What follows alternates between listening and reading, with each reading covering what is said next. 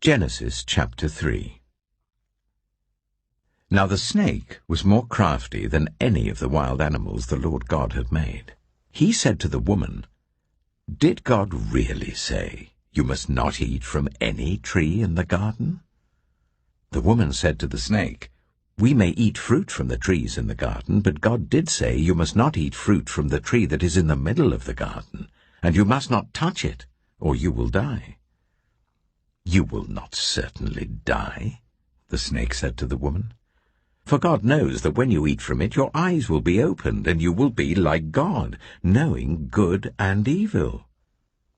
When the woman saw that the fruit of the tree was good for food and pleasing to the eye, and also desirable for gaining wisdom, she took some and ate it. She also gave some to her husband who was with her, and he ate it. Then the eyes of both of them were opened, and they realized they were naked. So they sewed fig leaves together and made coverings for themselves. Then the man and his wife heard the sound of the Lord God as he was walking in the garden in the cool of the day. And they hid from the Lord God among the trees of the garden. But the Lord God called to the man, "Where are you?" He answered, "I heard you in the garden, and I was afraid because I was naked, so I hid." And he said, "Who told you that you were naked? Have you eaten from the tree that I commanded you not to eat from?" The man said, "The woman you put here with me, she gave me some fruit from the tree, and I ate it." Then the Lord God said to the woman, "What is this you have done?" The woman said, "The snake deceived me, and I ate." So the Lord God said to the snake, "Because you have done this, cursed are you above all livestock and all wild animals. You will crawl on your belly, and you will eat dust all the days of your life. And I will put enmity between you and the woman, and between your offspring and hers.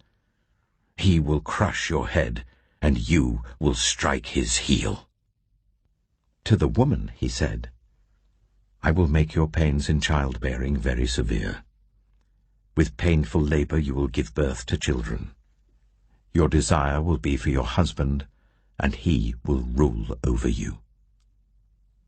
To Adam he said, "Because you listened to your wife, and ate fruit from the tree about which I commanded you, you must not eat from it.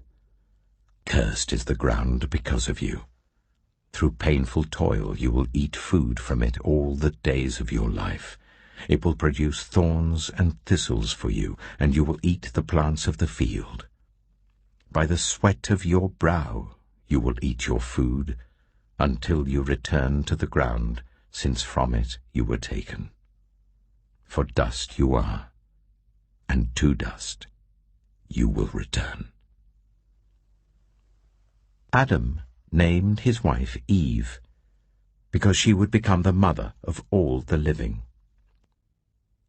The Lord God made garments of skin for Adam and his wife, and clothed them. And the Lord God said, "The man has now become like one of us, knowing good and evil. He must not be allowed to reach out his hand and take also from the tree of life and eat, and live forever." So the Lord God banished him from the Garden of Eden to work the ground from which he had been taken.